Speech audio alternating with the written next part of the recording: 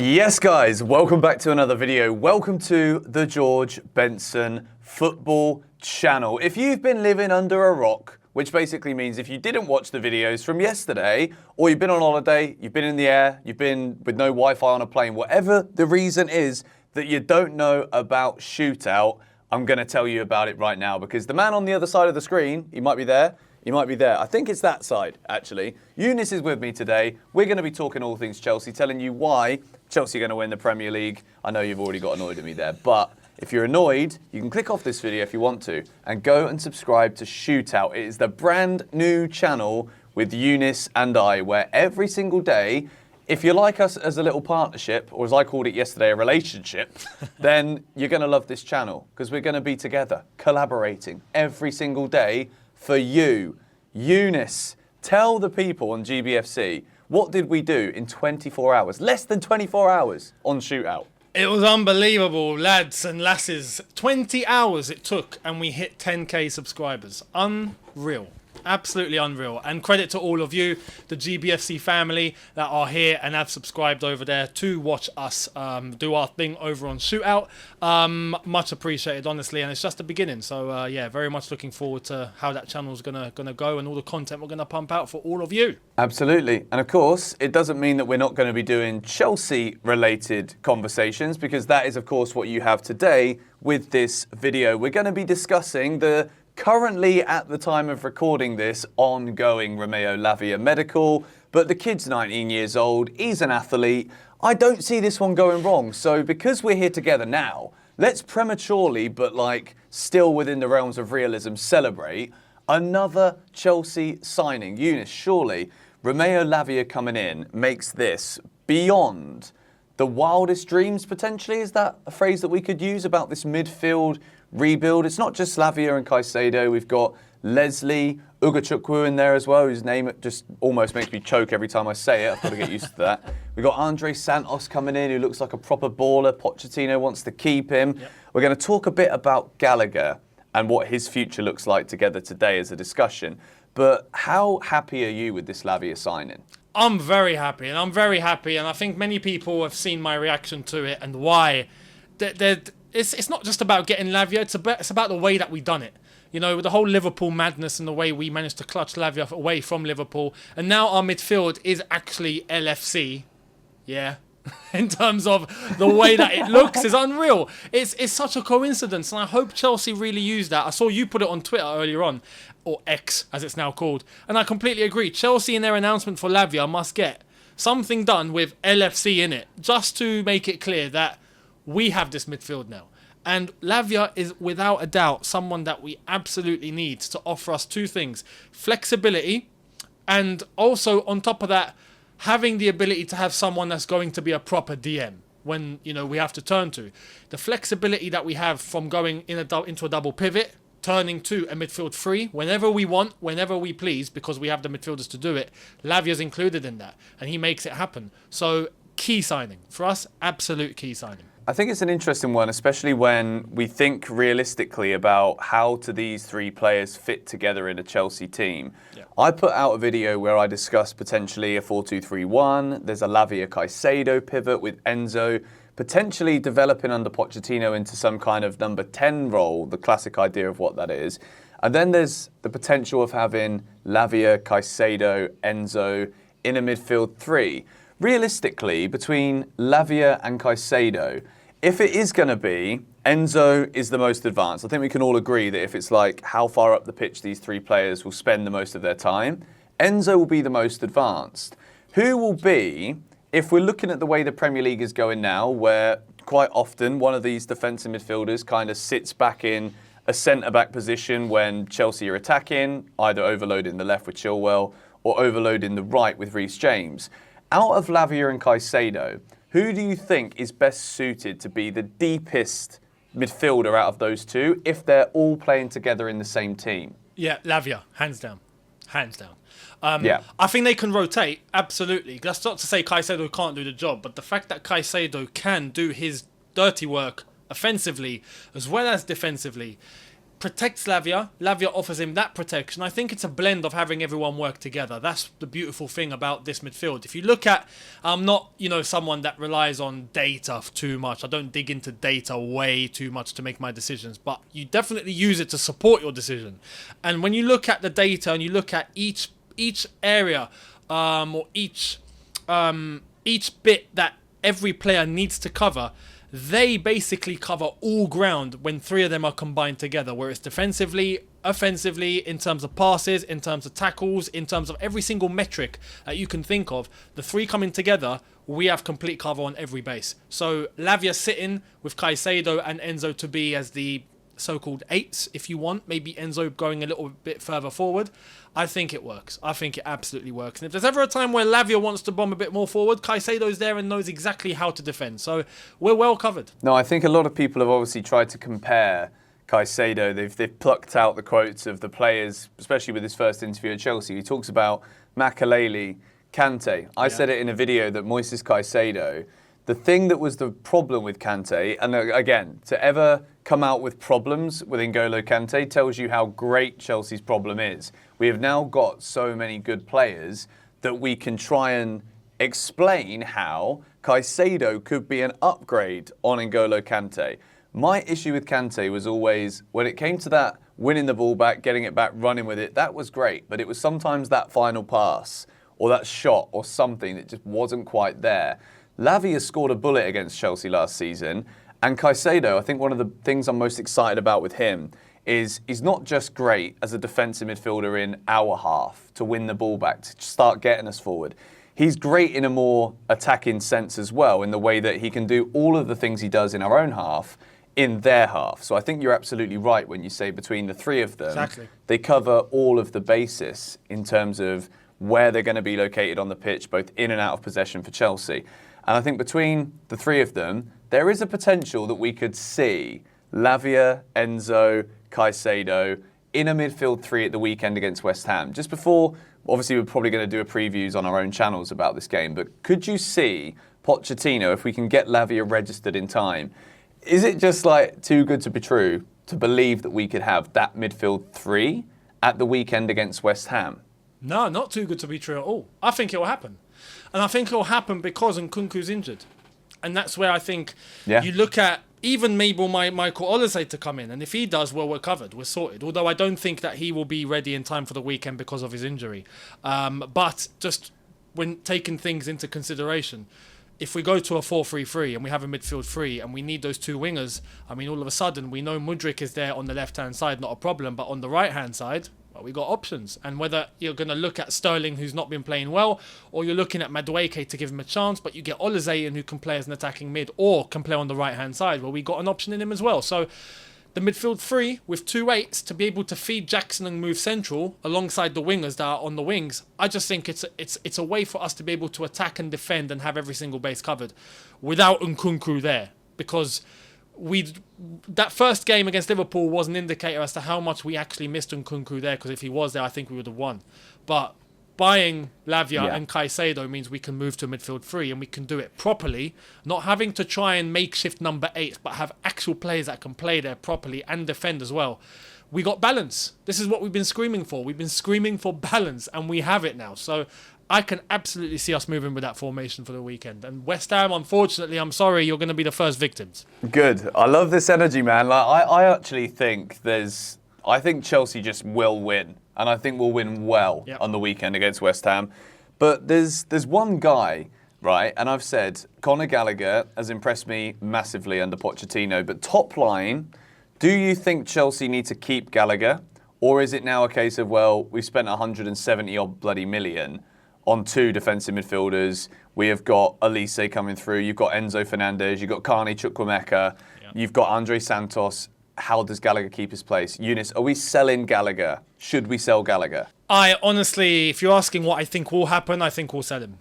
Honestly, I think that's what it's going to come to. Yeah. If I think we should sell him, I got to be honest. If this was weeks ago, I would be like, absolutely yes. Seeing what he's done lately under Poch, there is a side of me now that's thinking he is fighting for his place. He did stick to his word. He is trying his hardest. He was putting in all sorts of crazy tackles and challenges against Liverpool and was looking unreal in that second half, much like the Dortmund game in pre-season where he looked unbelievable too. So there is an element of maybe Poch is cooking something here, but when you have a midfield three like Enzo, Caicedo, Lavia, and you got Andre Santos, who just looks like an absolute gem at his age, so mature and knows exactly what he's doing, as a fourth option, yeah, is there any room? Because if we're going to go to a double pivot, we've got two options there on the bench. If we move to midfield three, we've got someone else there. But, again, if we move to a 4-2-3-1, there's just no space. A 4-3-3, there still isn't any space. He needs to play. It's just one of those things where I think because of the financial aspect of the deals that we've done, it would probably help Chelsea to get pure profit from an academy player like him if he were to go to a West Ham, for example, and they were to pay 50 million. I just think Chelsea, in terms of the books, will just allow that to happen. So I think he will end up leaving, if I'm honest. But I'm not totally against him staying at this rate. I wouldn't be. Yeah, no, I mean, you said there that there's not really any space for him. I would say I would try Gallagher in a 10. I would try and play him where Chukwuemeka was. If we're going to go with a 4-2-3-1, or even something similar to what we saw against Liverpool, I would try and play Gallagher where Carney Chukwuemeka was. I think with Carnes, people think I give him a lot of slack unnecessarily. I just think for me, I need a bit more from him. If he's going to be out there on the pitch, I need a bit more end product. I need it to look like he's going to potentially score or make that killer final pass a bit more often than he does. I think with Gallagher, there's a lot of the times, right, when it comes about, you've got these academy players, especially with Mount as well. Like, I gave Mount so much time last season, and I was like, well, short-termism to think that he's not playing very well now. Remember, he's the star boy. He's the boy from the academy. Turns out we were wrong to think that all the time. But with Gallagher, right, I think something that is a lot of people underestimate, this guy, no matter who Chelsea sign, every time he says, nah, I want to be at Chelsea. I want to fight. I want to be here. And Pochettino, I think, sees that in Gallagher and sees that there's someone there who understands this club, absolutely adores Chelsea Football Club. And since Pochettino's come in, Pochettino will look at what he thought of Gallagher prior to him getting his hands on him, I guess you could say. And then he'll look at the Gallagher that he's seeing now, and he's like, all right, well, I want a 22-man squad, and I need to narrow this down, and we need to sell some players. But this kid is the one who listens to everything I tell him to do. He goes out there and does it. He's versatile. He works hard.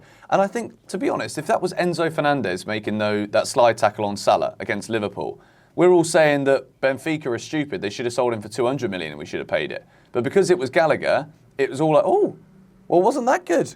Maybe he's worth 40 million and we should get rid of him for 40 million after all. But for me, I think if Pochettino wants to keep him, I think the offer has now got to be around 45, 50 million for Chelsea to even consider it. Oh, hands 40 down. million. Yeah. We thought that was good in January, but now Connor is showing that he's absolutely a utility player in this Chelsea team that can fulfill a lot of different roles. I want to move now into discussing what you think it would take this Chelsea team to go to the next level. In terms of expectations, right? We've had this conversation, I think it was on this channel, it might have been yours. We talked a few years ago about predictions. I don't want to make predictions, Younes, because last time we did that, we got a manager fired. It was nothing shy of abysmal from the both of us. It was shocking. But then I think we did go on to win the Champions League from that. So maybe we could do that, but we can't win the Champions League this year. But like, a lot of people are now saying, rival fans this is, Chelsea should be winning the league now. Is that a little bit too short-sighted and people are focusing too much on the amount of money that we've spent to say Chelsea should win the league? Or are we being a little bit cautious and tippy-toey here without trying to be too like, yeah, we're going to bloody win it? Tell me. Should we win the league? I think we're being a bit cautious on the fact of PTSD in last season, which is normal. I completely understand it.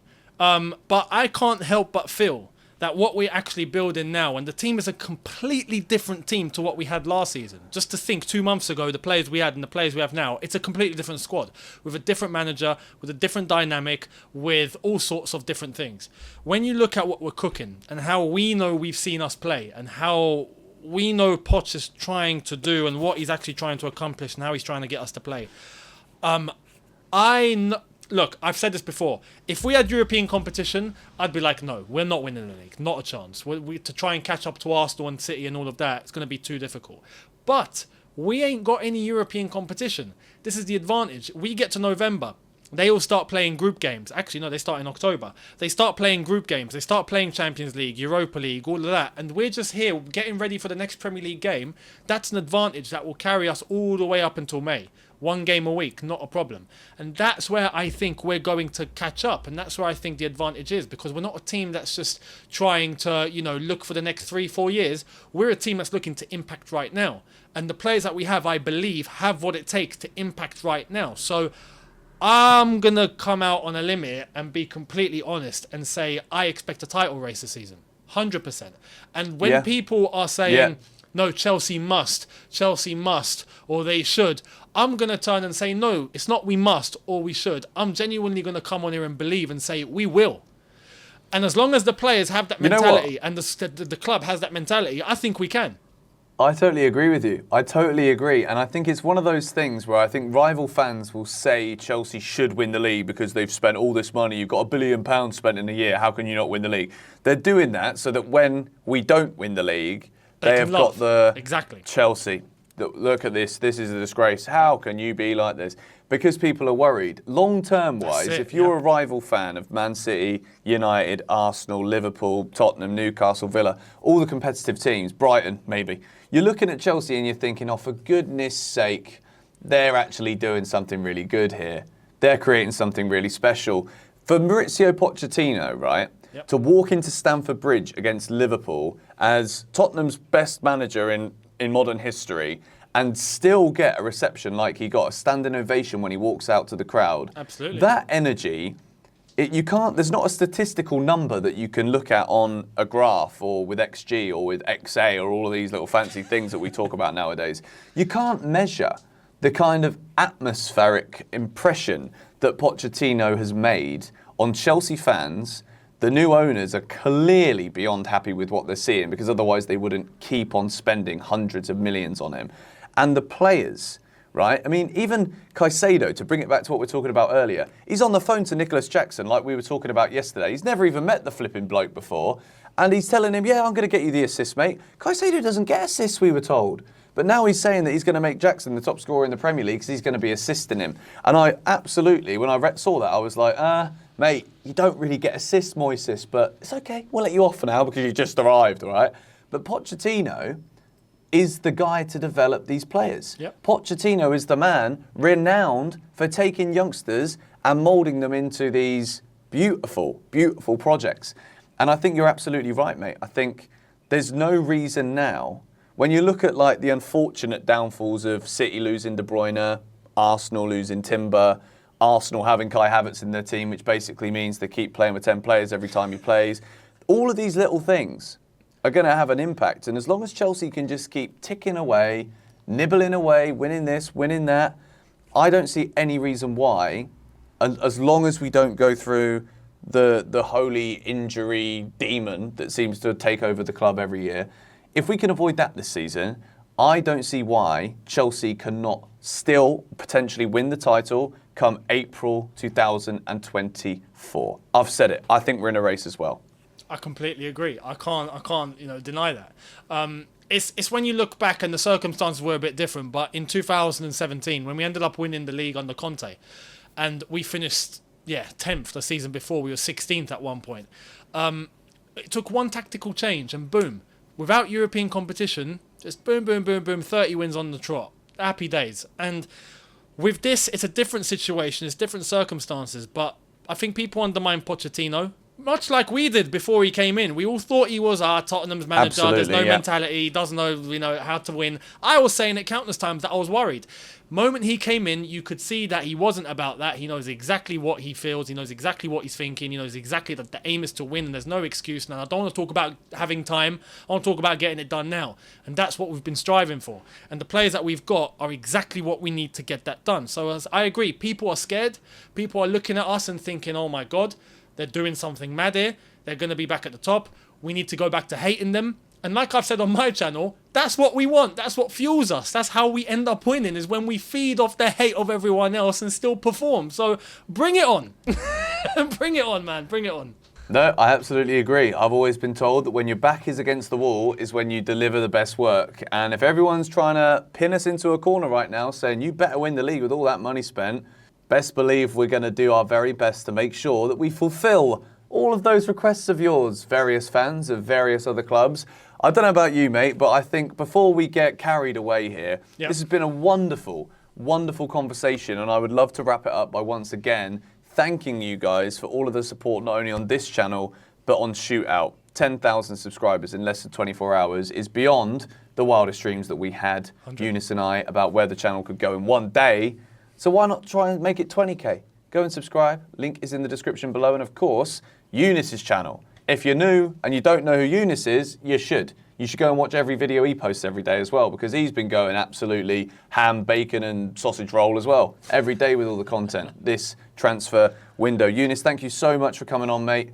And we will see everybody on Shootout, I guess. Will do. Appreciate it. Thank you for having me, man. Boom.